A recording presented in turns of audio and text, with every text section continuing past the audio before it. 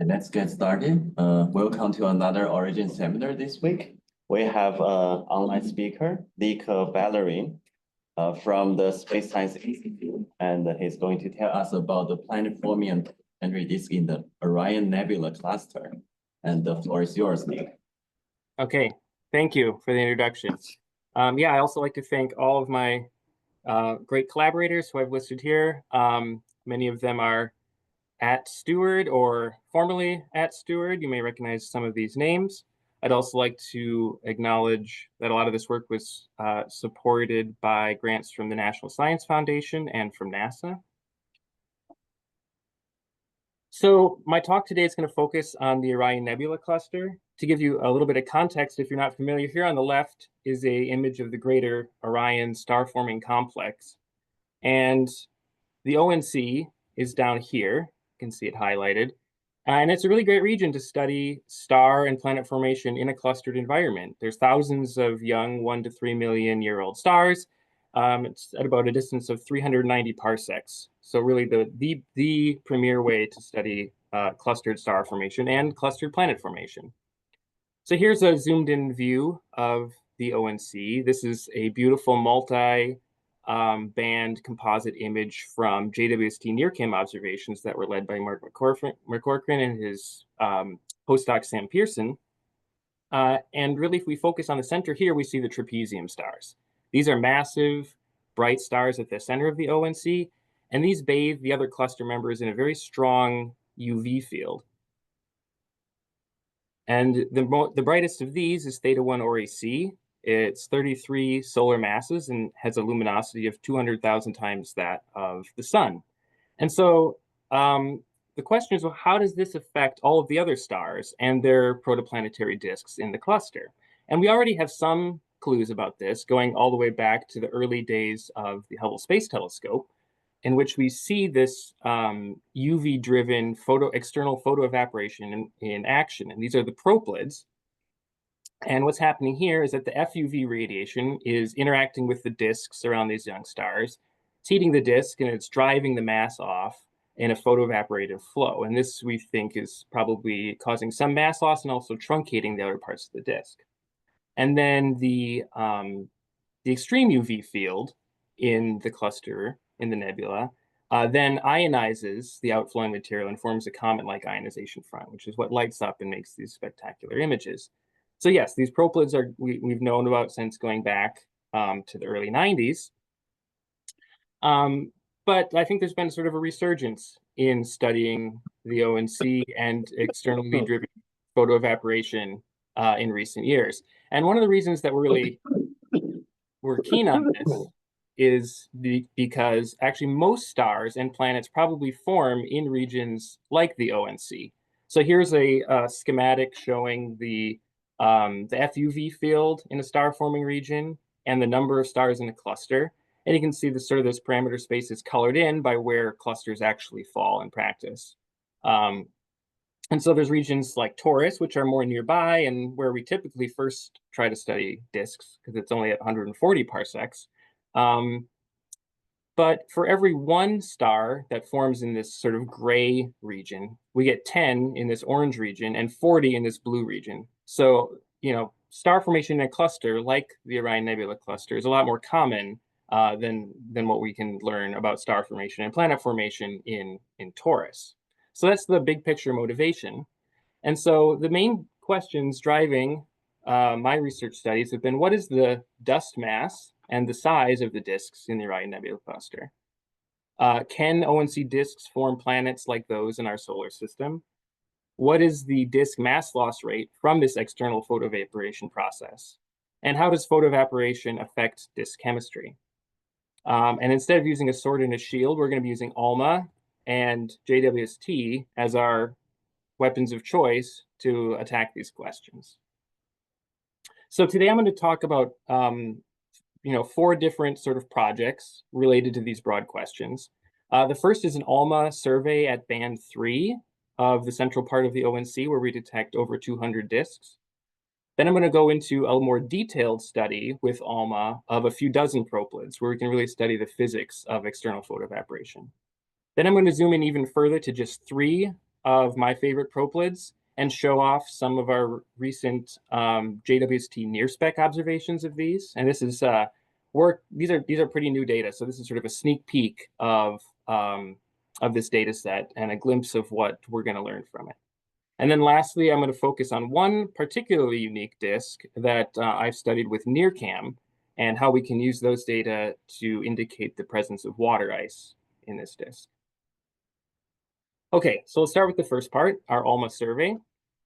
So in general, if we're interested in studying the mass and sizes of disks, ALMA is a really spectacular instrument for doing this.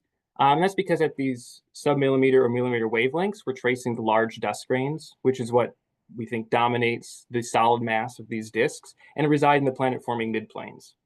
We also think that at longer wavelengths, the disks are more optically thin, and therefore the emitted flux scales with the dust mass. And also, we really had a hard time doing this before ALMA because disks can be small and they can be faint. And so ALMA really has unprecedented sensitivity and spatial resolution that's made this possible.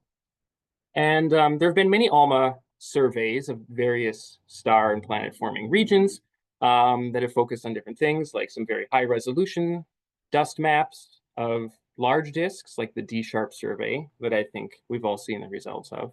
But other very complete surveys have targeted disks in nearby star-forming regions like Lupus and Ophiuchus.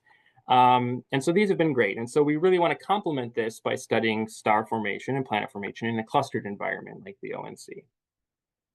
So yes, we went at this with ALMA band 3, and it was the original study was a nice deep survey in band 7. So this is at about 0.9 millimeters. That detected over 100 disks. And this was published back in 2018, led by Josh Eisner. But we went back over the same region with band 3, which is about 3 millimeters. And here's the region recovered. So this is the footprint of our ALMA mosaic seen in red here, overlain on an HST image. You can see we sort of centered our observational footprint on the trapezium stars. And so we were able to cover sort of a 2.6 by 3 arc-minute region with 10 pointings of ALMA.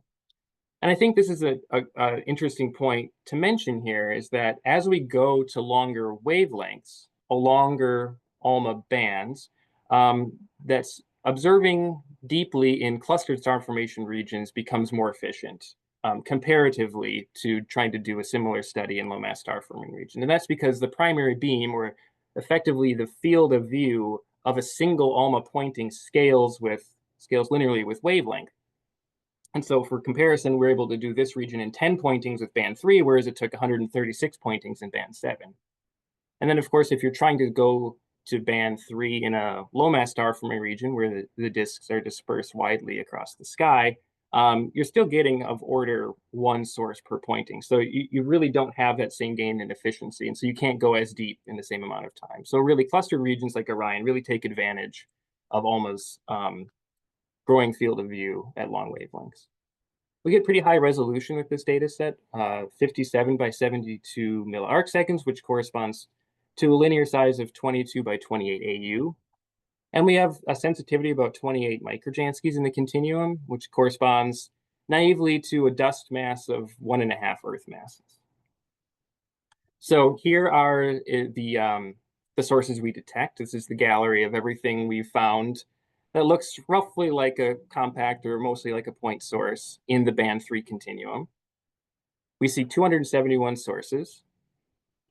And the first thing we do is we split up these sources by their morphology. So most of them, 227, are fairly compact and elliptical looking. And so these look a lot like what we expect protoplanetary disks to look like. Another 20 show this very clear proplyd morphology, just like we saw with HST at the beginning, sort of this teardrop or cometary shaped with a bright head and a long tail. You can see the tail is a bit faint in the ALMA image, but it's there. Another 20 show both a compact disk-like source and a surrounding proplyd structure. And then another 4 we put in the other bin that have strange morphologies that don't quite line up with other things, like this weird crescent shape with these sort of faint arc streamers. I haven't spent much time analyzing those. But here's how you can see the sources distributed on the sky. The blue points are the compact disks. The orange points are the proplyds. Green points are the ones that have a disk and a proplyd structure, and the pink ones are an other. So you can see a lot of the proplyds are, clustered closer to the center of the trapezium, as we would expect. We also wanted to indicate whether or not these are seen in the near infrared. So I go back to that image I showed in one of my introductory slides of the very comprehensive NIRCam images of the whole ONC, and I looked through those at the location of each of these ALMA sources, and I flagged whether or not they were seen in the near infrared or not.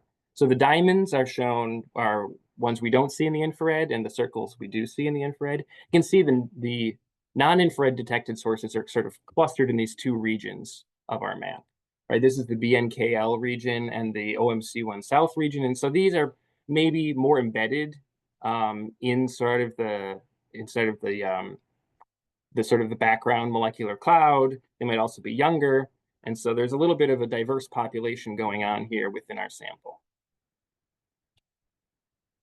The other thing we need to think about, especially as we go to longer wavelengths and in regions where we have a lot of external photoevaporation, is we need to think about whether or not all of this flux really comes from dust thermal emission, as we're trying to measure, or whether or not some of it's also coming from free emission. And so here we make use of the spectral coverage that we have from ALMA band 7, band 3, as well as 3 points out at centimeter wavelengths that were measured by Patrick Sheehan using the VLA back in 2016. And so we can use these to decompose the dust emission spectrally. So we have centimeter wave points here tracing the free emission, which tends to follow a fairly flat spectral shape. And then we have the dust emission here falling off with some power law, alpha. So this sort of illustrates how we can use the spectral information to subtract off the free component and isolate our measurement of the dust flux itself. I'll also note that we have, we're going to be able to do this much better soon. We have ALMA band 1 and deeper VLA observations coming. So we'll have deeper observations at 7 millimeters and 10 millimeters. These are both programs that I'm involved in that are led by Ryan Boyden. So those data will be coming soon. We see that most of the, even after we do this, most of the sources are, most of the emission at band 3 does still come from dust, but there are 38 sources where pretty much all of it can be explained by free emission, and 47 of them are mixed. So here I'm plotting the fraction of that band 3 flux that's coming from dust. You can see a lot of them here are clustered up at 1, but there is a range. And there are some sources down here, of course, where basically none of the flux is coming from dust in our fitting. One thing that people tend to look at when they think about the ONC is, can we pick up the trend of the signature of external photoevaporation by seeing if disk properties tend to vary significantly with their proximity to the trapezium stars, specifically to the proximity to theta 1 or AC.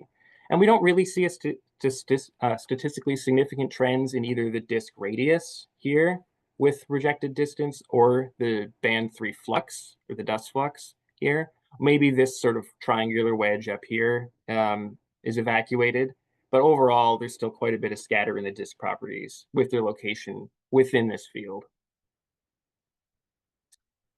Here I'm showing the band 3 disk radius. So a lot of the sources we are able to deconvolve spatially and get some handle on the disk size. Some of these where there's no error bars are upper limits.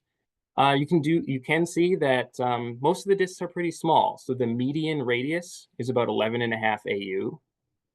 And so that does seem to be some signature of external photoevaporation, preventing us from having very large disks in this part of the ONC, like the hundreds or multi-hundred AU size disks that we're seeing in the D-sharp sample in regions like Taurus and Lupus, for example. We do see sort of a rough, probably statistically significant trend here in disk radius with brightness. And that's been seen in a lot of other regions, but there is quite a bit of scatter here. Now, here I've changed the x-axis from disk flux, dust flux, to dust mass, right? And so now we can ask the question, how similar are these disks to what we think the solar system might have been like. So then we know the disks are small. Some of them are probably, around the age that the solar system was when it formed. And if we think about the mass here, we find that the median mass is about 39 Earth masses. So here I plot what's called the minimum mass solar nebula. This is about 33 Earth masses. This is sort of the minimum amount of dust we think was needed to form the planets in the solar system, most notably Jupiter and Saturn.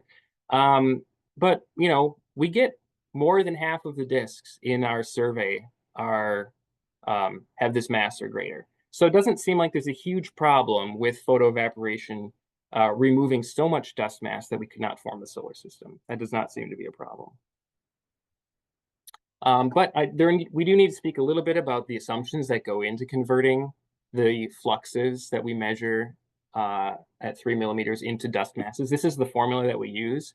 And there's a lot of assumptions that go into it. For instance, the dust temperature, which could be higher or lower than what we think, depending on how the disk is being heated by its environment. There's also the very unknown dust opacity. But I think one of the key differences is that this entire formula assumes that the emission is optically thin. And if it's not, then the disk masses could actually be significantly underestimated by this formula. And going back to some radiative transfer simulations of disks that I did with Josh back in 2019, you can see that if disks are truly massive and as well as compact, so the dust is confined to a small area, that the emission, even at 3 millimeters, might not be entirely optically thin. So here's these radiative transfer simulations show that the SED of the disk is in black, and the emission, if we magically let all the radiation out as if it were optically thin, is in blue. And so for a large disk, these tend to agree at a few millimeters. But if the disk is compact, there's still a big gap here between the black line and the blue line. And so as we go to longer wavelengths, again, with our upcoming band 1 and deeper VLA observations, if we can continue to trace the dust at those wavelengths, our estimates of the dust mass should continue to get more reliable. The other clue that we can look at to see whether the emission is optically thin or thick or get a handle on the grain sizes is to look at the spectral index. So this was an alpha measurement I showed in the spectral decomposition plot. It's essentially how the flux varies as a power law between band 7 and band 3. And so here you can see our distribution of spectral index measurements plotted against the dust flux. And a lot of them are pretty shallow, right? A lot of them are a little bit above 2, but a lot of them are right around 2 or even below 2. And this is somewhat surprising. They are a bit shallower than these black points, which is the largest band 3 sample in a low mass star forming region. So this is from a survey of disks in Lupus from Tazari back in 2021. So this is our best point of comparison because it's really the only relatively complete sample of band 3 and band 7 measurements from a different star forming region. You can see we do get some overlap in our sample, but we do tend to see some spectral indexes that are even less than 2. So how do we explain these shallow spectral indices? Well, and as I mentioned, spectral indices are often used to think about the grain sizes.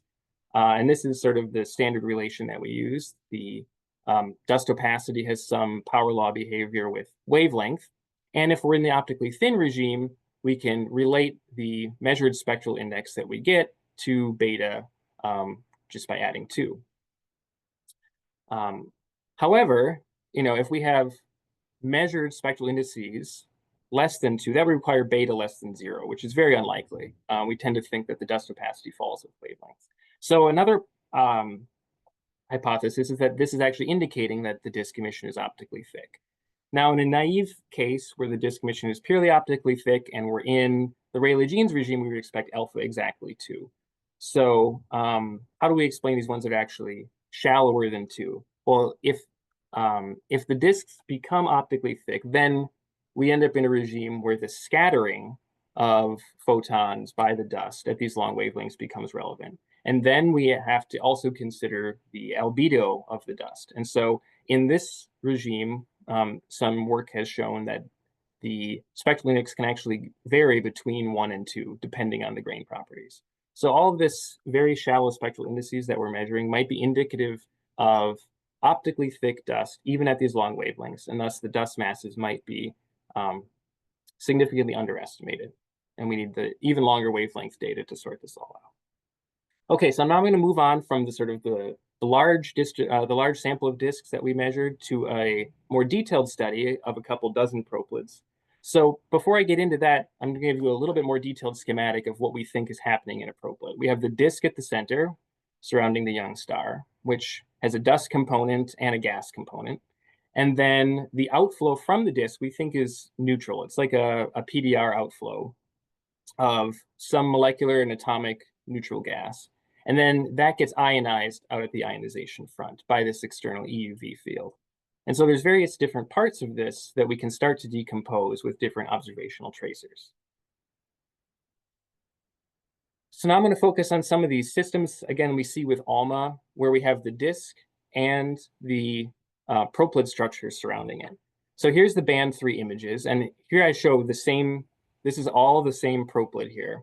And here between these two panels, I show the same system. It's just imaged, the ALMA data is imaged slightly differently, whereas this weighting of the ALMA visibilities is designed to bring out a little bit more of the diffuse structure that we see in the tail at the expense of spatial resolution. So again, here in the band 3 data, we see the compact disks. We see this proplyd structure that we think is coming from free emission from that ionization front. So we're seeing dust emission and free emission surrounding it.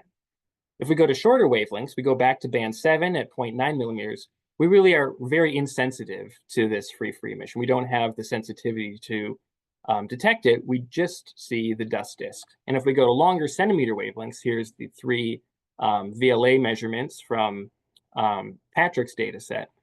Now here, we don't have the sensitivity to detect the dust. And so the central disk drops out, and we're only seeing the surrounding free emission from the ionization front. You can see the same pattern holds for a number of these proplyd systems. I'll show a gallery of them here. Again, the band 3 data, we see both the disk and the free emission. Longer wavelengths, only the free, and at shorter wavelengths, we only see the dust. And here's another few of my favorites of these sources from our data set. There's another few interesting features that we can see in some of these proplyds. Here we can see sort of if you look closely in the ALMA data, a sort of a spike sticking, sort of connecting the disk through the ionization front, sort of lights up the ionization front and sticks out here. And we see the same thing in HST data. We think this is a microjet exiting the disk, going out through the ionization front.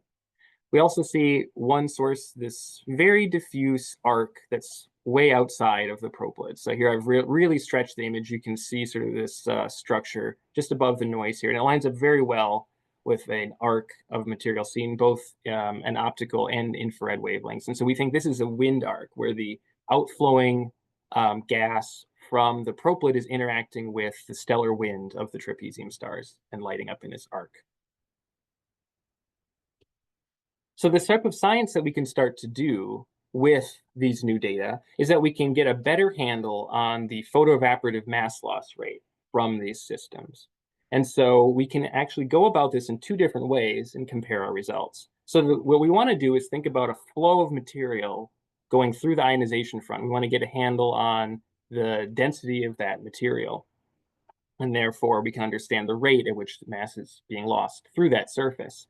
And so the one method we can use to perform this calculation is to measure what's called the ionization front radius. So it's the offset between the star or the center of the disk and the cusp of the ionization front.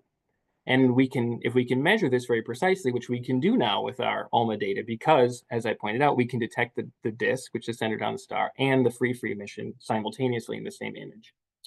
Now we can take that and we can use the distance from this source to theta 1 Orion C and invoke ionization equilibrium to derive the mass loss rate.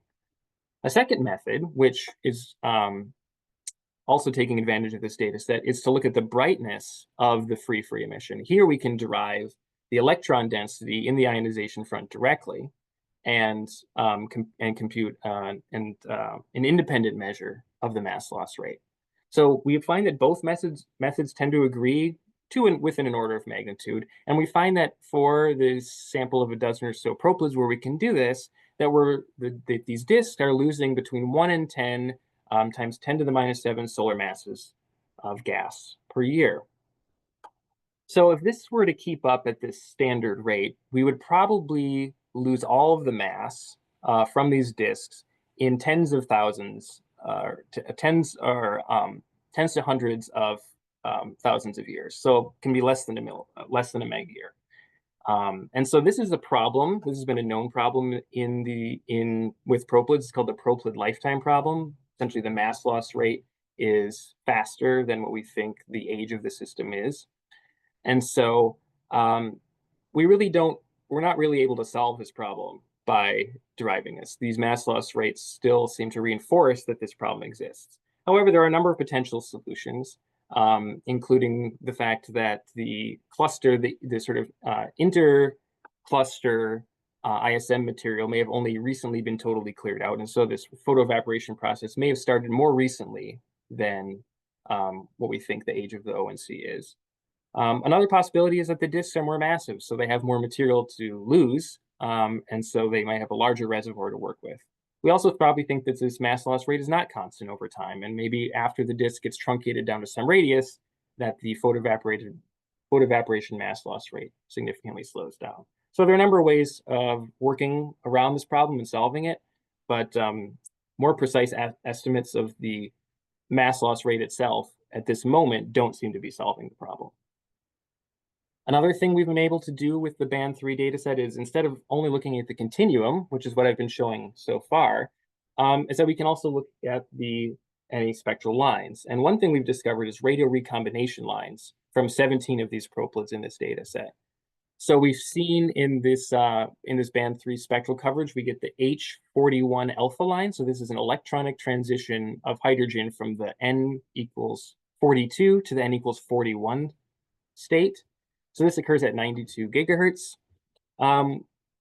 We see it from, again, 17 proplyds. There's also one source here. You can see this other line next to it. This is actually a helium radio recombination line. When we look at where they're coming from, it does seem like the emission seems to be centered on the ionization fronts. It overlaps pretty well with the free component of these systems that we're seeing in the continuum.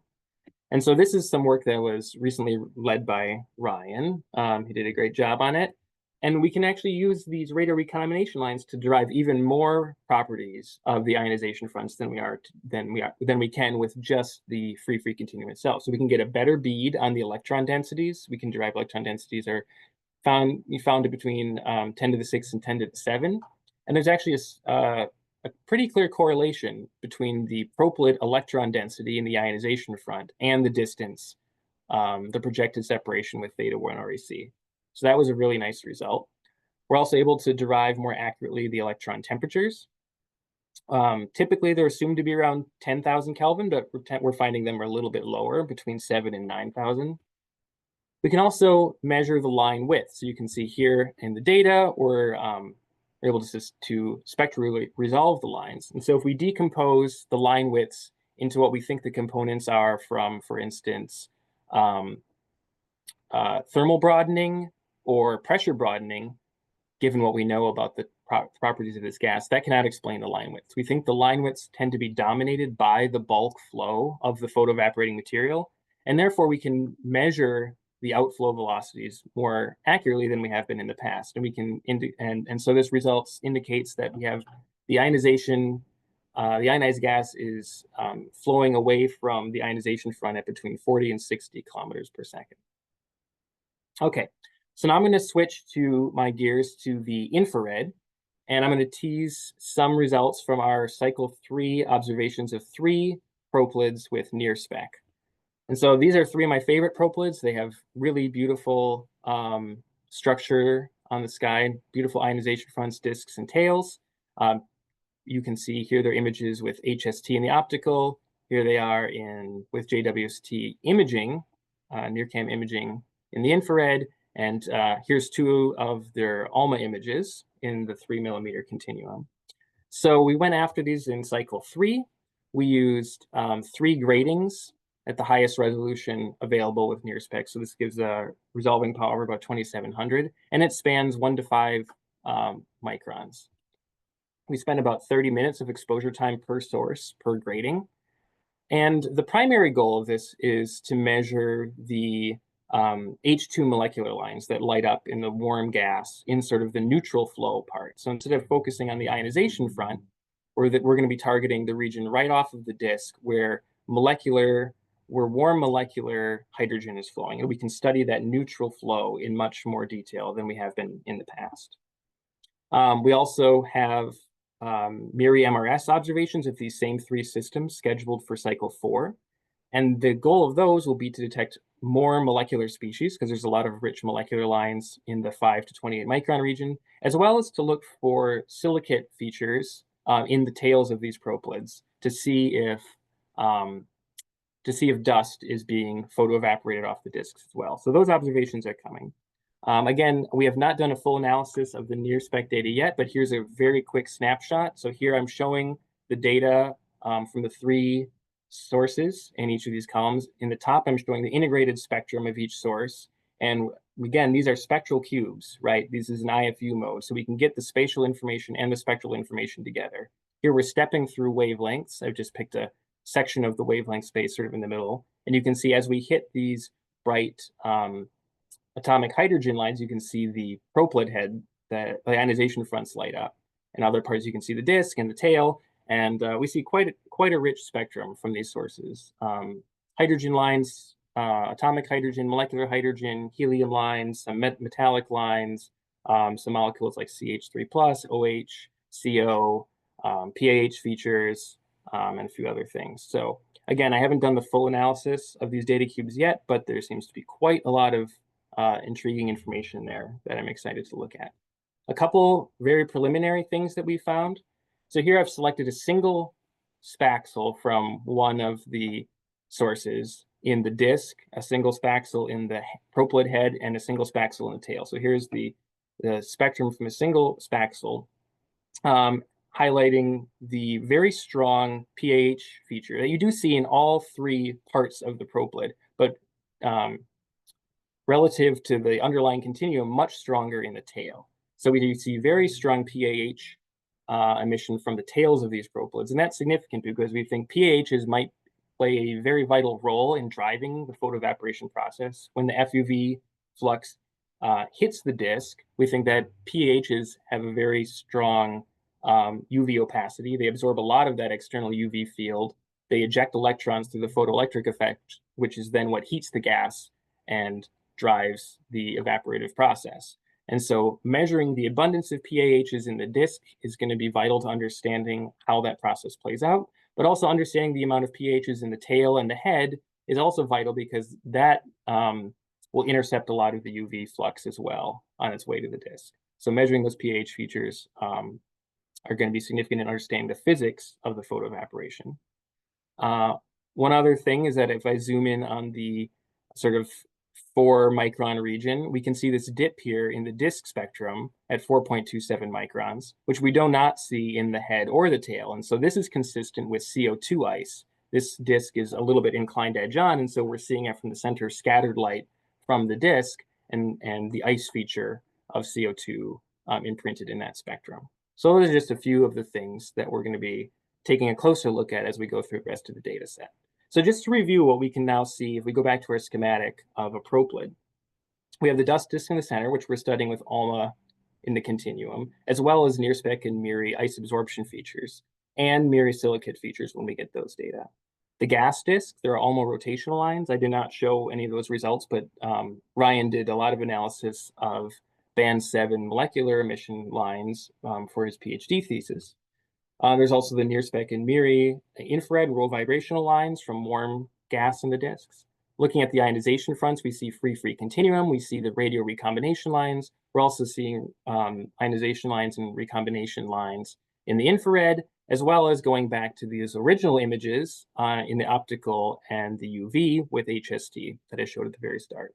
So we're now getting a very broad wavelength coverage dissection of these proplyds. And then zooming in on the neutral sort of PDR outflow region, again, we're targeting a bunch of H2 lines with JWST. The PAH features in that region are quite important.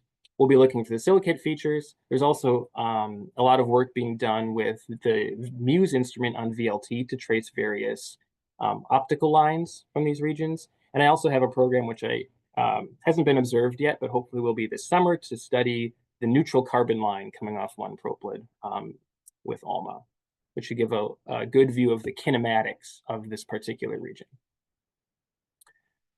So lastly, I'm going to turn my attention to one particularly interesting disk, I think, in the ONC that I studied in detail with NIRCam. So you can actually see it down here in this multiband image. It is called 114426. It's an edge-on silhouette disk. So here I've zoomed in again on this multiband NIRCam composite image. And you can see it's got this dark lane here, right? So this is the midplane of the disk seen edge-on, and we've occulted the central star. You can see surrounding that lobes of scattered light. So this is the very standard, typical morphology of an edge-on disk that we can see in any type of region. But what really makes 114426 unique is that the outer regions of the dark lane are darker than the background nebula, right? You can see them in silhouette. And so that's what makes this system unique compared to edge-on disks seen in other regions. It's quite large. We have very good spatial resolution of this disk. With a diameter, it's over 1,000 AU. So this data set spans 12 bands, some wide bands, some medium bands, some narrow bands. And so therefore we can conduct a multi-band analysis of this disk from 1 to 5 microns. So here I show the image of the disk going from shortest to longest wavelength. The short channel of NIRCam, I've degraded the pixel size to match the long wavelength. So we can now do a pixel by pixel comparison and analysis of this source. Before I get into sort of the spectral properties, it's worth looking at some of the morphological changes that we can see with wavelength. So as we increase wavelength from 1 to 5 microns, we can see that the dark lane here at the center starts to shrink, and these scattered light lobes get larger. And that's what's expected, as if the dust opacity is decreasing with wavelength across this region, that you should see the scattered light lobes grow and the dark lane narrow. But we also see some other interesting behavior. We can see that the scattered light lobes tend to shift laterally along the midplane.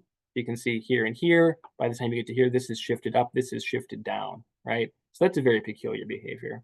We also see that there's an asymmetry in the brightness of the two lobes. At short wavelengths, this lobe is brighter, this lobe is fainter. But as you get to longer wavelengths, it flips, and this lobe becomes brighter, and this lobe becomes fainter. So a lot of these morphological peculiarities are actually not entirely unique to this disk. They've been seen in other edge-on disks before. And here again, you can see these are surface brightness cuts across the minor axis of the disk. We can really see that wavelength flip. In the blue, this peak is brighter, this peak is fainter. And as you go to redder wavelengths, this peak becomes brighter, and this becomes fainter. So the explanation that was put forward, I think fairly convincingly by Marion Villeneuve last year, is that this pattern of behavior is indicative of a misaligned inner disk component. So misaligned relative to the outer disk. And the way that this works is that at shorter wavelengths, we're seeing photons from the star itself. And so the inner disk tends to occult some of those photons, and that edge of the outer disk is then shadowed and darker, whereas the photons from the star that impact that other edge of the outer disk, that scattered light lobe will look brighter. However, as we get to somewhat longer wavelengths, the photons are actually thermal emission from that inner disk component. And so here, the part of the outer disk that is more aligned with the inner disk will receive more of those photons and be brighter. And so that causes that wavelength flip. Okay, so moving on from the sort of interesting morphology, we can now sort of recreate a coarse spectral map of this disk. So we have 12 bands. We can make a 12-point spectrum here. And I'm first focusing in on the scattered light lobes and the region in between them. So I've labeled these points UV, W, X, Y, and Z. And around the sides, you can see their spectrum. The first thing to note is that there's this bright spike in the F187N band. And so this band is a narrow band, a narrow NIRCam band. It's centered on the Paschen alpha line. And so it shows up quite bright here. And it also shows up quite bright in the background. So it's entirely possible these are photons that have sort of come through the disk from the background nebula or imprinted somehow on the scattered light region from the nebula. It could also be arising from the disk itself. It could be an accretion signature on the star that is then being scattered out through the two scattered light lobes. What I think is even more interesting is there's this dip here at 3 microns, right? So this is very much indicative of water ice in the disk. So again, here's the dip we see at 3 microns in the scattered light. Other edge-on disks have seen the same feature. So this is HK tau. This is data going back to the Akari mission, seeing this 3 micron dip in the scattered light lobe of an edge-on disk. Here's some more recent data from JWST NIRCam of the edge-on disk HH48. Again, this broad water ice feature that's seen in the scattered light lobes of edge-on disks is often present. So we're pretty certain that we're seeing water ice in this disk. However, there's an issue in the utility of measuring this feature, in the sense that we've started to realize that the depth of this water ice feature in the scattered light lobes does not translate well. We cannot derive from it a good ice abundance. So here's some radiative transfer simulations on the left of an edge-on disk, showing the fiducial ice abundance here in yellow. You can see the 3 micron dip. And if you take away the ice, the feature gets weaker, as you'd expect. But if you artificially increase the abundance of ice by 10 or 100 times, eventually you stop seeing any difference in the feature. The depth of the ice features tends to saturate, regardless of how much more ice you add. And the explanation that those of us in this community have started to think about is that the scattering of the photons through the disk tends to mix lines of sight from icy and ice-free regions. And so you have a line of sight that has some component of an ice absorption feature that might be inherently quite deep, but you're adding on other photons that have never passed through an ice region. So you have this unknown sort of scattered light continuum of ice-free photons that adds a floor to the spectral signature. So that tends to be a problem in a lot of disks. But what we can really do that's unique here is now turn our attention to the outer parts of the disk, where we have these silhouette regions away from the scattered light lobes. And I've labeled these A, B, C, D, E, and F. And now here, what I'm plotting is an absorption spectrum. So I'm taking the flux in the silhouette divided by the background nebula, which I can measure around the disk in each of these bands. And so here you can see a rising, in all these bands, a rising absorption. So the disk is absorbing less flux with increasing wavelength. And this is just expected from the expected behavior of dust grains. But you can also see a dip in the absorption signature here at 3 microns from these same data. So now what we're measuring is the water ice feature purely in absorption against a background source, which is very hard to do in disks typically. We also see an absorption feature in that Paschen alpha line again, which is quite surprising in this context, because that suggests that there is some sort of excited gas in the line of sight of this disk that is preferentially absorbing Paschen alpha photons from the background nebula. So that we don't really have a good explanation for, but it's something we're going to be thinking about going forward. So then I go through each of the spaxels, each of the pixels in the silhouette region of the disk, and I fit a simple ice absorption model to it. So the free parameters I have in this model are the dust composition, parameterized as the ice to refractory mass ratio of the grains, the maximum grain size, and the total column density of the solid material. You can see here sort of some examples of the fits that we get for a very shallow feature, slightly more medium depth feature, and one of the deeper features. We ignore the data points around the Paschen alpha line because we are not able to reproduce that in the model. And we generally, I think, get a pretty good fit, right? The blue curve is the full model, and the green points are the synthetic photometry of the absorption model that are then compared with the black points. we get a pretty good fit except for the red edge of the 3-micron feature. And so there's actually a lot of things we could do in the future to improve our fits to the red edge of the feature. We might need to add scattering opacity, which we ignore in this model. We might also need to add other ice species such as methanol and ammonia.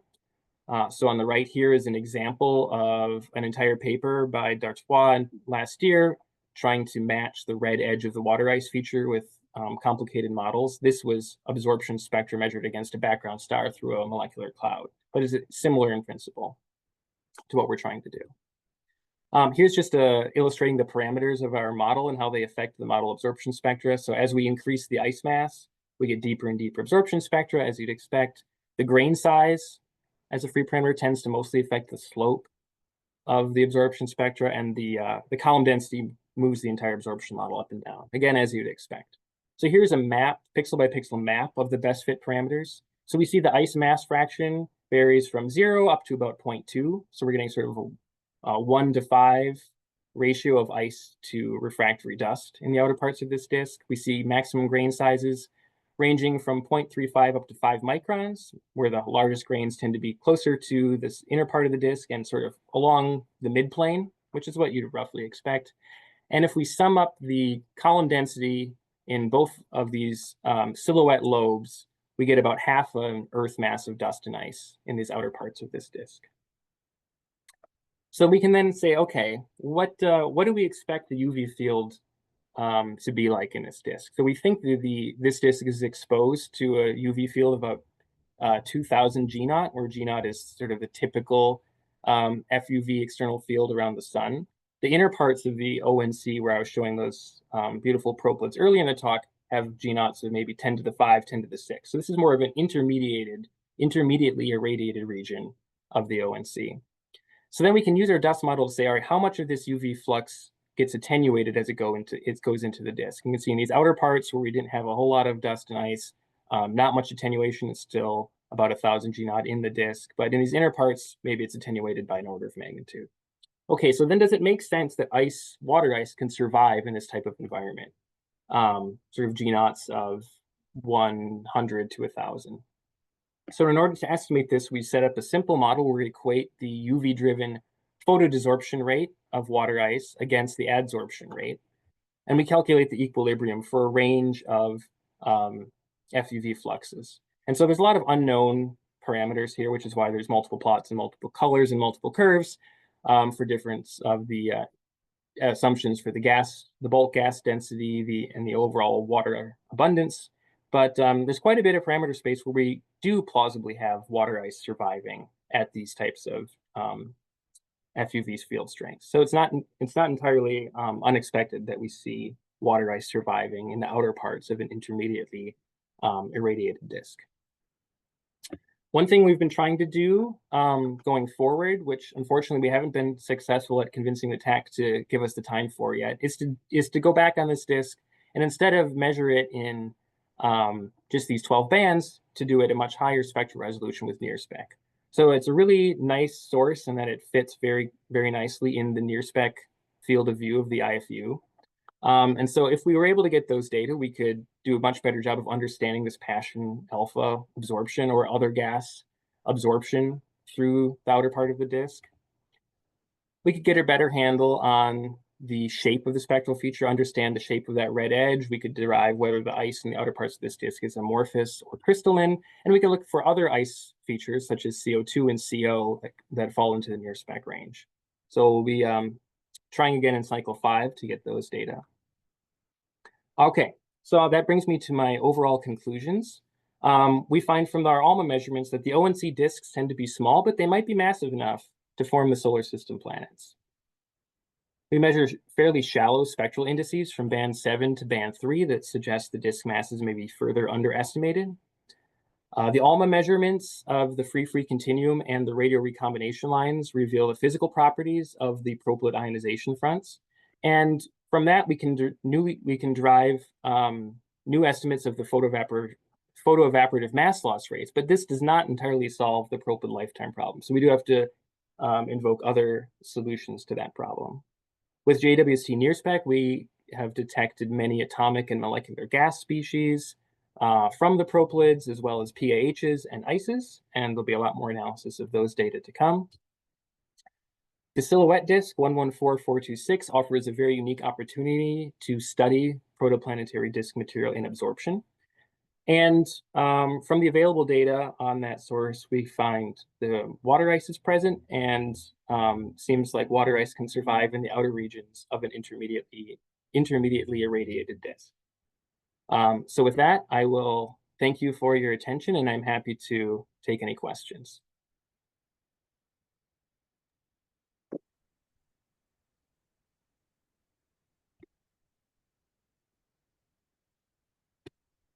Paul, do you want to speak up?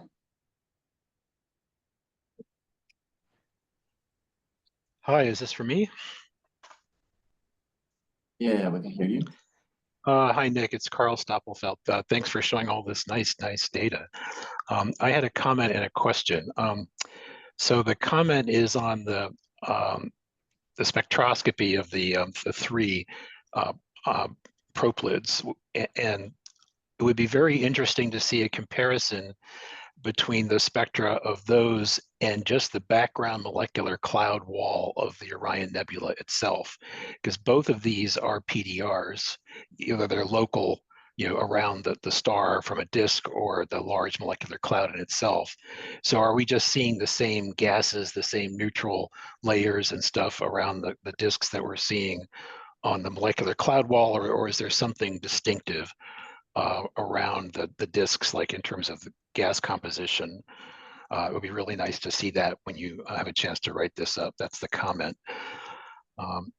And then the question was on 114.426, the big silhouette. You showed in a really nice set of images there with the thickness of the dust lane, getting narrower and narrower as you go toward longer wavelengths. Can you see that happening across the ice line? Do you see, like in the bottom of the ice line, that the disk is, that the dark lane is thicker than outside of the ice line? Okay. All right. So yeah, your first point about the background nebula. So yes, these sort of animations here of the cubes that I'm showing, I have gone through and computed using the pixels outside of the proplyd itself, computed the background and subtracted it off. So these are background subtracted. So what you're seeing out here, the color bar is about 0. And if I actually then look at the spectrum of that background that I subtracted off, compared to that in various parts of the proplyds, they do show very similar spectral behaviors. They show a lot of the same lines because, like you said, they are all PDR regions. So the ratio of the lines in different places changes, but yes, the overall lines that we detect are pretty similar. I did notice when I was kind of going through and taking a line census that there are a few lines that we see in the background that we do not see from the proplyd itself. These tend to be like iron 3, stuff like that, that I noticed in the background that I do not see in the proplyd. But I have yet to find, I have to double check, but I didn't see any obvious lines that are from the proplyd that are not present in the background. So I have looked into that, and yes, that will definitely be something we talk about in the paper. Great point. Okay, so then you were talking about the morphology of this, and you're saying, does the thickness of the dark lane look different in the bands centered on the ice feature and outside of the ice feature? Is that what you're asking, Carl? Yeah, that's right. Because if you have a higher opacity, you expect a thicker dust lane, and at the bottom of the ice line, you have a higher opacity. So do you see that in the morphology? We do see that, yes. The dark lane does look slightly thicker at 3 microns than it does even at the next wave band, compared to the trend you would see if just sort of going up in wavelength, yes. Okay, thanks. That's something that might be worth modeling. Yeah, I have the spectral cuts that I sort of showed, and it is in there, but I don't think I quantified the distance between those peaks. So yes, that could be something I plot up pretty easily, I think. Okay, thanks, Nick. Again, I really love all your data here. Okay, Clayton, do you want to ask your question? Yeah, thanks again. Really beautiful stuff. I have general question, with all of the line data you have, multi-wavelength line data you now have for the proplyds, can you make any very rough dynamical mass estimates of either the underlying protostar or the protostar plus disk, which would get at the question of how massive the disk is? And I'll preface this by saying, please don't tell me that you can't tell the difference between infall and capillary rotation, because I don't care, because it's a square root of 1.4, right? So it's a factor of 2, right? Square root of 2. So that's fine. But would you be able to even see that at all? Like, not resolving it out, just, 1 or 2 measures. Okay, so in principle, yeah. So the NIRSpec data, no. Those data are not high enough spectral resolution. Yeah. They're mostly tracing the outflowing gas anyway.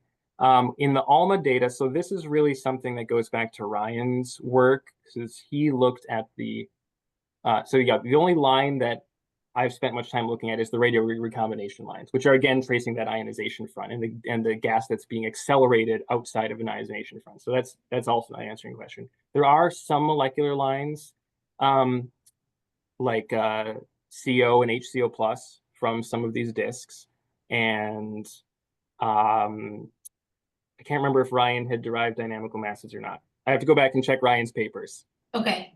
Boyden 2020 or Boyden 2022. Those are the two papers. There's some of them in there, but I guess I didn't know if you had more lines in this data set than the original, but it sounds like the lines won't be helpful in this data set. We did not, I don't think Ryan, so Ryan really was the one who dove into the line data. I don't think he found any molecular lines in the band 3 data. I think really all he found was the recombination lines. Thanks. We have another question in the chat by Camille Caliso. Do you want to ask your question, Camille? Or otherwise, I will speak up. So the question is about, could you speak to any connections with the recent paper by Jura Alvarado, finding a lot of small disks without gaps in loop star forming region? Yeah, okay, I saw the abstract of that paper. I do think that I think a lot of disks are small. So I can zoom backwards here. We don't measure the size of every disk. There are some, we do have upper limits of some of the O and C disks and their sizes. It's a little hard to see on the plots, but yes, there are some disks that are still unresolved. And let's see here. So these points here that don't have error bars and they have gray outlines, those are upper limits on the disk sizes. So we do have upper limits. We do have small disks in Orion. There are small disks in other regions. I think essentially all star forming regions seem to have a substantial population of small disks. What's different in Orion is that we don't have that tail in the size distribution of large disks. It seems like the large disks like we saw in D sharp tend to be truncated, with the exception of that silhouette disks I showed, which is sort of down and off to the side. But most of the disks we're seeing with ALMA, yeah, we're not seeing that sort of large disk tail to the size distribution. But yes, but even in low mass star forming regions, the distribution tends to be skewed towards small disks as well. Okay, last question by Everett, and then after. Oh, really impressive work, Nick. This is really cool. I was just wondering with the and this is not expert, but I was wondering with the red edge of the water ice feature, if that could be methane ice and/or organic stuff like tholins that's doing the absorption. Yeah, there are other things in there that are less well characterized type species that do have sort of those organic aliphatic type bonds. I'm not sure, they might be a little bit, I think they're around 3.4 microns. So yeah, that could contribute as well. I'm not sure how well those are modeled up, but I'll dig into those data as well. I think that's another good possibility, yeah. Okay, thank you. I wanted to ask about the connection to extrasolar planetary systems. I think you showed this in the introduction, slide number 4, that basically there's a kind of 40-to-1 mixture ratio between these objects and stars forming in torus-like regions.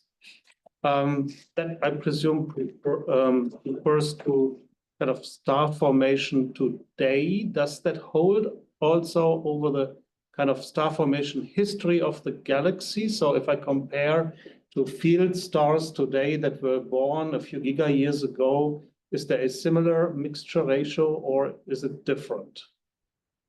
Yeah, that's a good question. I don't know the answer in detail because I haven't done those calculations. I would assume it's not that different, but I'm not an expert in how galactic star formation has evolved over the history of the galaxy. So yeah, that's a good point. Yeah, I might have to go back to some of these studies and see if they address that. Okay, thanks. Serena. Yeah, so this we're at the top of the hour, so if you have to leave, feel free to do so, but we can still stay in this room and also the Zoom chat for more questions. And Serena, do you want to ask your question? Yeah, just a quick question. I have more question, but I will talk with Nick at other time as well.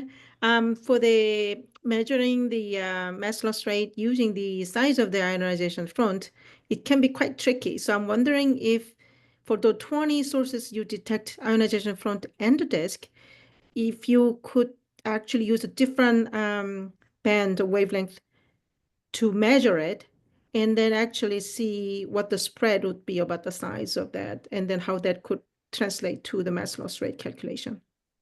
So you're saying that that distance measurement, we Right. should try to reproduce that more robustly by using different wavelengths. That's what you're So saying. which line would be the best one to use? And then when you actually use a different line emission in IFU image, for instance, the sizes are different. So between the disk and the ionization front. So I think there were a lot of discussion that I've done with like from other people. How do we measure that actually affect to the disk mass loss rate? Although because the mass loss rate is about an order of magnitude, it doesn't make too much difference. But when we get enough number of data like this, wonderful data like this, maybe you could have a better handle on it. Yeah. So I think here we're using the continuum. We're not using necessarily a line. So it's dust continuum against free continuum and that distance there that we're measuring. So for all of these bands that we have here, right, the band 3 is the only one we can do it because that's the only one where we clearly see both, right?